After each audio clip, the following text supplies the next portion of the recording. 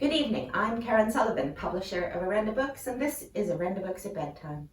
Tonight we're travelling to Glasgow to hear from Helen Fitzgerald, the amazing Helen Fitzgerald. And she's going to be reading from Ash Mountain, which is her brand new disaster noir, domestic noir, absolutely outstanding new thriller. It's a slim book, but there's a lot packed into this, and I can't tell you how amazing this book is. So when it came in, the manuscript arrived, I cried my eyes out, I laughed my head off, and it is just an incredibly nail-biting read. It's set in Australia, which is Helen's home country, during a bushfire, and I'll tell you what it's all about. Fran hates Ash Mountain, and she thought she'd escaped, but her father's ill and needs care. Her relationship is over, and she hates her dead-end job in the city anyway. She returns to her hometown to nurse her dying father, her distant teenage daughter in tow for the weekends, and there, in the sleepy town of Ash Mountain, childhood memories prick at her fragile self-esteem.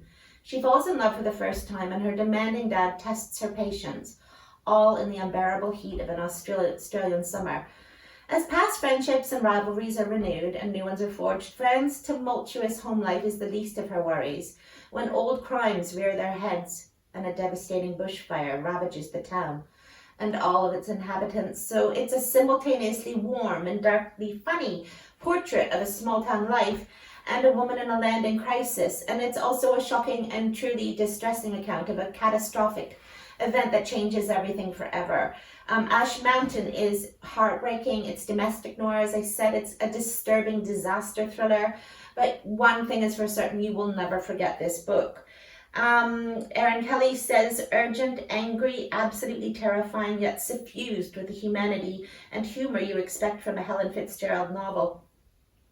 Louise Candlish said, Ash Mountain is the author at her masterly best. I loved it. And Ambrose Perry says, dark, atmospheric, and terrifying.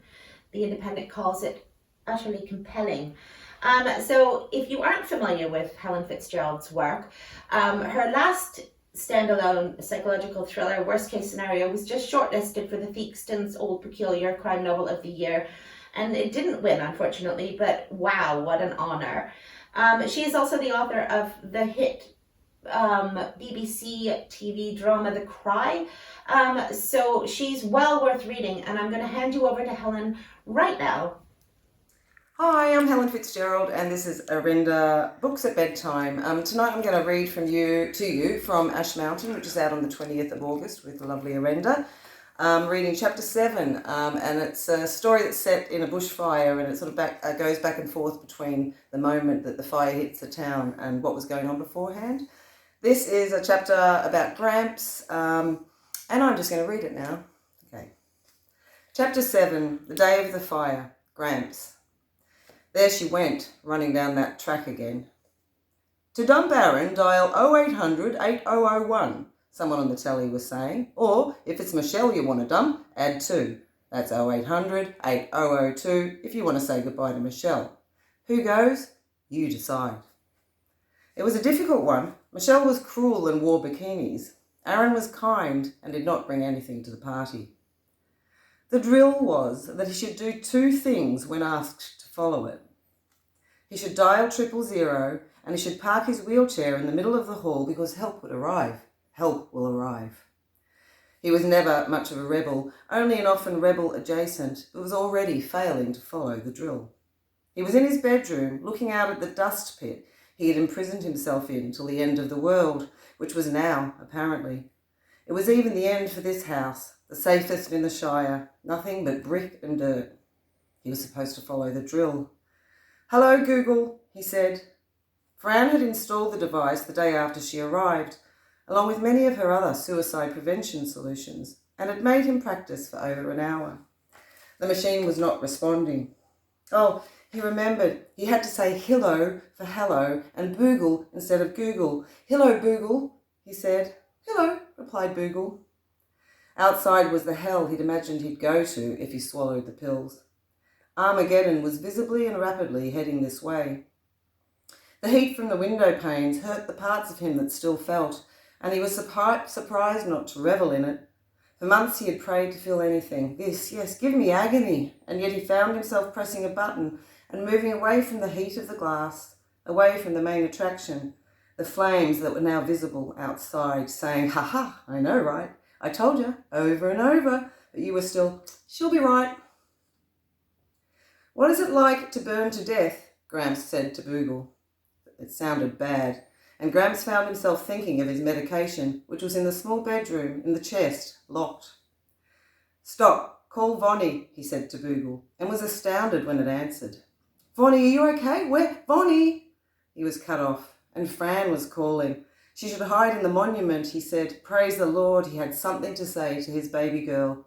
"See you on the other side in 15. Go!" Boogle went dead, along with the lights and the telly. He was stoned. While his daughter was napping in the lounge, he had managed to retrieve the Vegemite jar and attach a joint to the claw of the Reacher grabber.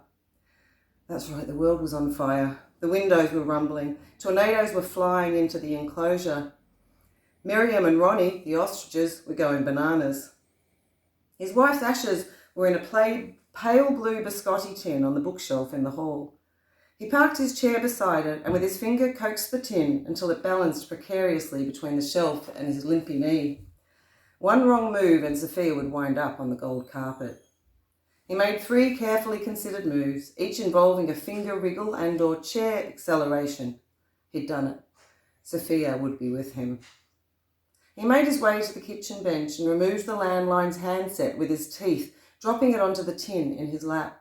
Having manoeuvred the chair to the correct angle, he was now able to complete part 1 of the drill by pressing the buttons on this mustard relic with his nose. From the kitchen bench, he could see out into the enclosure. Miriam was running harder and faster than she ever did when enticing Ronnie, which no one would think possible. There was no fire in here, no flames near the phone, and yet the skin on his hand was changing. Gramps was impressed with the accuracy and speed of his nose dialing. Outside, he saw that Ronnie Corbett's wings were on fire, smoking. He left the handset dangling from the counter and headed for the hall where, according to the drill, he should park himself until help arrived. "Thank you for your call," an automated voice was saying. But he was not parking his chair in the hall. He was heading for the door. He was using his teeth to open it. Where was Gramps opens a door when he needed it? Gramps puts out a fire. Gramps saves his family. If he ever got this door open, it would be an agonisingly slow journey down the ramp to the ostrich gate, and so far he was unable to grip the smouldering lock with his teeth. He'd heard somewhere that most people are heroes in disaster situations, but that probably didn't include people who could only open things with their teeth. He sacrificed his lips to grip the lock and opened the door. As he left the house that he had built for his family, he heard a woman's voice. It was coming from the dangling handset in the kitchen. "Thank you for your call," the voice repeated. And before the door slammed and the telephone lines toppled, he heard the rest. "You have voted to say goodbye to Aaron." Thank you.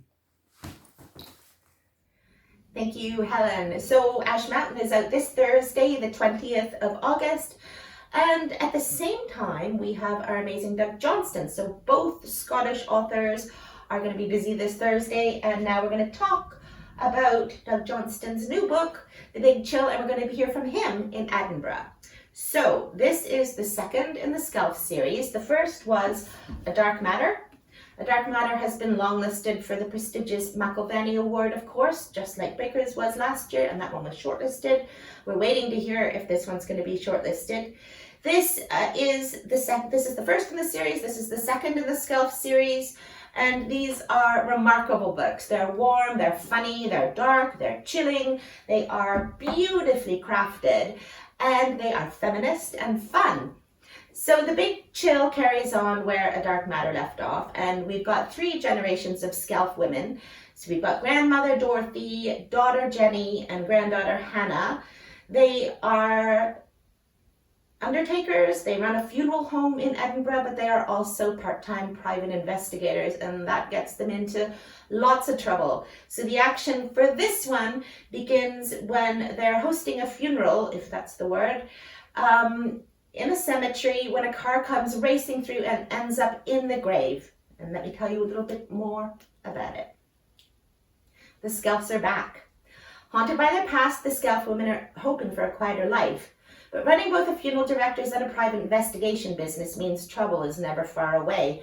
And when a car crashes into the open grave at a funeral Dorothy is conducting, she can't help looking into the dead driver's shadowy life. Well, Dorothy uncovers a dark truth at the heart of Edinburgh society. Her daughter Jenny and granddaughter Hannah have their own struggles. Jenny's ex-husband Craig is making plans that could shatter the Skelf women's lives. And the increasingly obsessive Hannah has formed a friendship with an elderly professor that is fast turning deadly. But something even more sinister emerges when a drumming student of Dorothy's disappears, and suspicion falls on her parents. The Skelf women find themselves immersed in an unbearable darkness. But could the real threat be to themselves? So this has been optioned for TV by Blazing Griffin in Scotland, and we are so excited to publish this book.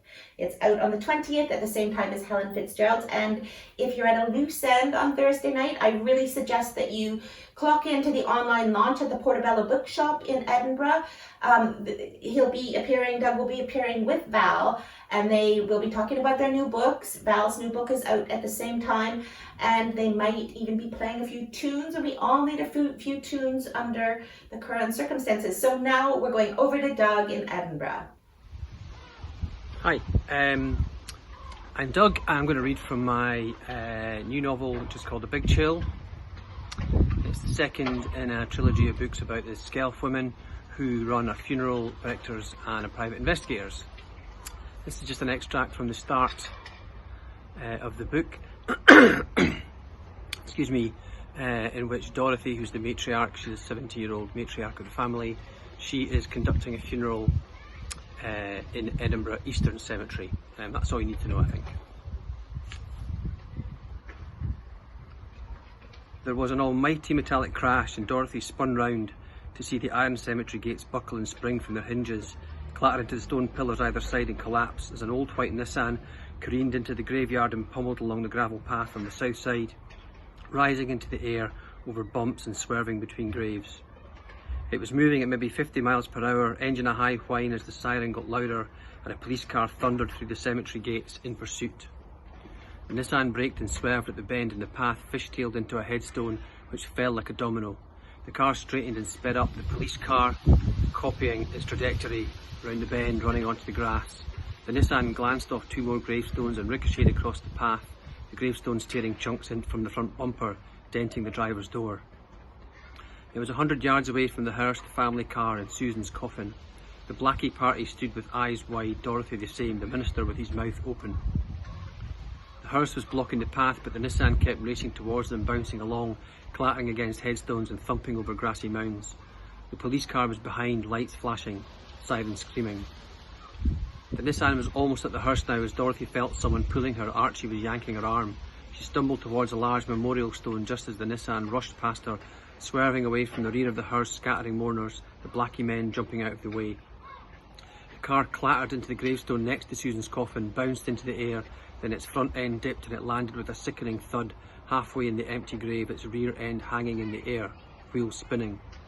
The police car skidded to a halt a foot from the hearse and its siren stopped. The sudden quiet was disorienting as Dorothy straightened and ran to the Nissan. She went past Susan's coffin, which seemed unscathed, to the driver's side of the car. She hauled at the crumpled door 3-4 times. Eventually it opened and she leaned in. Behind the wheel was a dishevelled young man in dirty clothes with longish hair and an untidy beard. He wasn't wearing a seatbelt and there was no airbag. He had a long gash across his forehead which was leaning against a crack in the windscreen. Blood poured from his ear. He was dead.